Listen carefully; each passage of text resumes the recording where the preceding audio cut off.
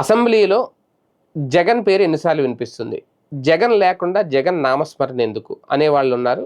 వైసీపీకి సంబంధించి సానుభూతి పరులు. ఎందుకు అంటే జగన్ వెళ్ళట్లేదు, ఓకే, జగన్ చేసేది రైట్ ఆర్ రాంగ్ అనేది ప్రజలు డిసైడ్ చేస్తారు. రేపు స్థానిక ఎన్నికల్లో చూపించవచ్చు ఆ ఎఫెక్ట్, లేదంటే నెక్స్ట్ 29లో జరిగే ఎన్నికల్లో చూపించవచ్చు. కానీ ఇక్కడ కీలకమైన అంశం ఇదే.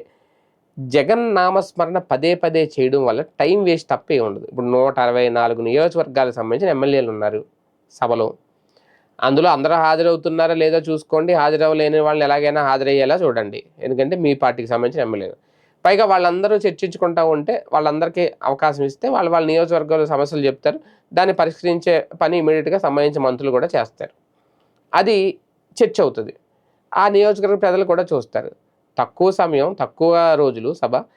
ఈ లోపులోనే పదే పదే గొడ్డల పార్టీ అనో జగన్ తిట్టడానికే సభ పెట్టుకున్నట్టు ఉంది.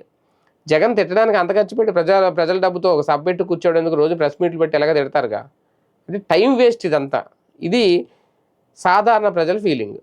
ఎందుకు అంటే జగన్మోహన్ రెడ్డిని పదే పదే తిట్టి ఇప్పుడు ఒక 10th క్లాసు ఫెయిల్ అయిన స్టూడెంట్ని ఇంటికి వెళ్ళిన తర్వాత ఆయన ఎక్కువగా తిట్టి నీకు మార్కులు లేదంటే చుట్టుపక్కల వాళ్ళకి అవన్నీ వినబడి ఆ పిల్లవాడి మీద అందరూ సానుభూతి చూపిస్తారు.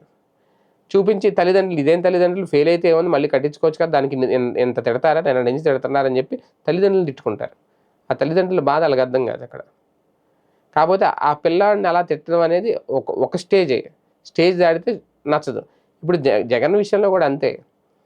ఒక స్టేజ్ దాటి అసెంబ్లీలో బయట తిట్టి, అసెంబ్లీలో తిట్టి, ఎక్కడ పెడితే అక్కడ తిట్టి, ప్రెస్ మీట్లలో తిట్టి, ఇప్పుడు కూడా అసెంబ్లీలో పదే పదే గొడ్డలు పట్టి జగన్ అది ఇదని తిడతా ఉంటే జగన్ నామస్మరణ పెరిగిపోతే అది రేపొద్దున విరక్తి పుట్టి సింపతిగా మారుతుంది జగన్మోహన్ రెడ్డికి.